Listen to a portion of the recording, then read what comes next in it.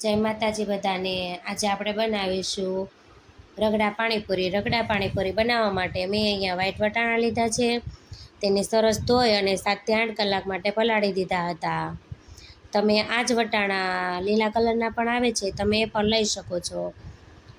હવે મેં અહીંયા કુકર લીધું છે, તેમાં વટાણા અને મોટી સાઈઝનું બટેકું એડ કરી દીધું છે।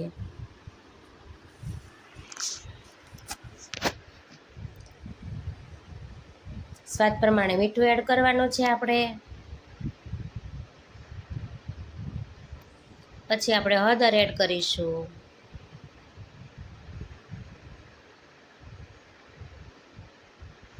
અને વટાણાને આપણે સરસ રીતે મિક્સ કરી લઈશું।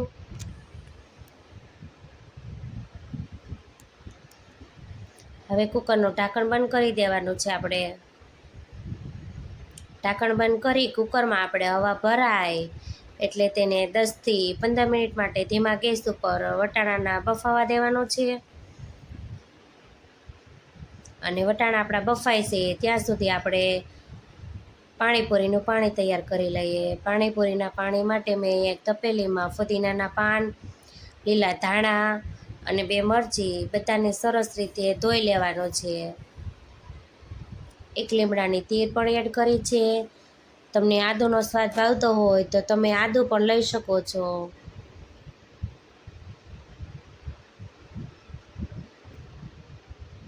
હવે આપણા ફુદીનાના પાન ધોવાઈ ગયા છે।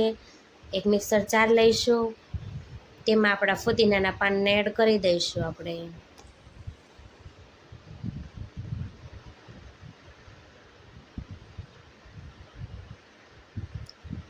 અડધો લીંબુનો રસ એડ કરવાનો છે। સ્વાદ પ્રમાણે મીઠું એડ કરીશું। 3 બરફના ટુકડા એડ કર્યા છે। પછી આપણે ઢાંકણ બંધ કરી તેને સરસ રીતે આપણે એક પેસ્ટ બનાવી લઈશું। તો તૈયાર છે આપણી પાણીપુરીની પેસ્ટ। સરસ રીતે મેં એને પીસી લીધી છે, એટલે આપણે ગાળવાની જરૂર નહીં પડે। હવે આપણે એક તપેલી લેવાની છે, તેમાં પાણીની પેસ્ટ એડ કરી દઈશું। અને તેમાં મેં ઠંડુ પાણી એડ કર્યું છે, તમે તમારા જરૂર પ્રમાણે ઓછું કે વધુ એડ કરી શકો છો। હવે સંચર પાવડર એડ કરું છું। અને હું અહીંયા પોણી ચમચી જંજીરા મેં લીધી છે। અને શેકેલો જીરાનો પાવડર ઉમેર્યો છે। સરસ રીતે મિક્સ કરી લેવાનું। પછી આપણે ટેસ્ટ કરી લેવાનું। આપણા ટેસ્ટ પ્રમાણે આપણને કોઈ પણ વસ્તુ ઓછી કે વધુ લાગે તો આપણે ઉમેરી શકીએ છીએ। લીંબુનો રસ ઉમેર્યો છે।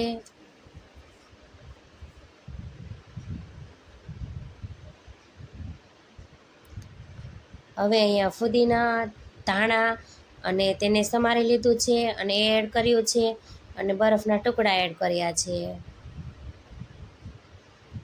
હવે સરસ મજાનું આપણું તીખું ખાટું પાણી બની અને તૈયાર થઈ ગયું છે।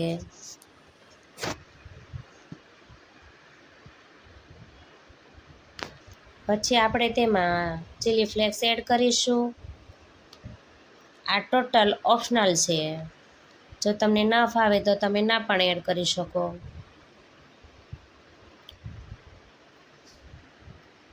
સરસ મજાનું આપણું ખાટું અને તીખું પાણી તૈયાર થઈ ગયું છે। હવે આપણા વટાણા પણ બફાઈ ગયા હશે। કુકર ઠંડુ થાય એટલે આપણે તેને ખોલી અને જોઈ લઈએ।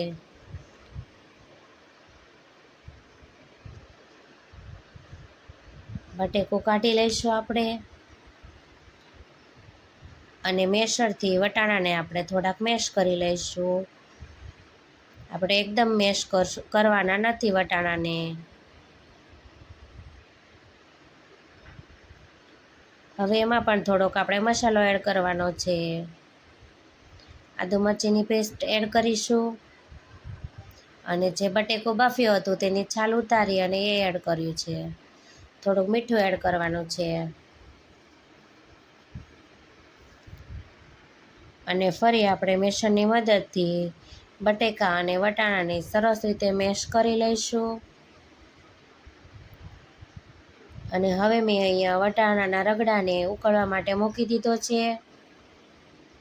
તેમાં હું પાણીપુરીનું પાણી 1 ચમચો ભરી અને એડ કરું છું.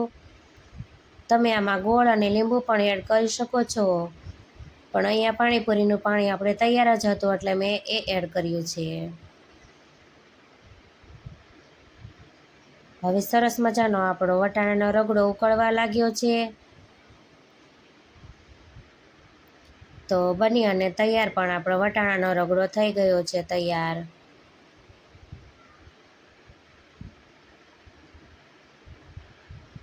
હવે ગેસ બંધ કરી દઈશું અને ધાણા અને ફુદીનાના પાન લઈ લેશું, તે એડ કરીશું. હવે ગેસ બંધ કરી દેવાનો છે આપણે, અને હવે આપણે પાણી, રગડો અને પાણીપુરી બધું જ સર્વ કરવાનું છે. તો મેં અહીંયા સરસ મજાનું પાણીપુરીનો રગડો, પાણીપુરીનું પાણી, સલાડ અને પૂરી બધું જ સરસ રીતે સર્વ કરી લીધું છે. ઠંડુ સરસ મજાનું ખાટું તીખું પાણી, વટાણાનો રગડો, કાંદા અને ચણાનું સલાડ અને પૂરી, આ બધું સરસ રીતે સર્વ કર્યું છે. જો તમને અમારો વિડીયો ગમ્યો હોય તો અમારી ચેનલને સબસ્ક્રાઈબ કરવાનું ભૂલતા નહીં.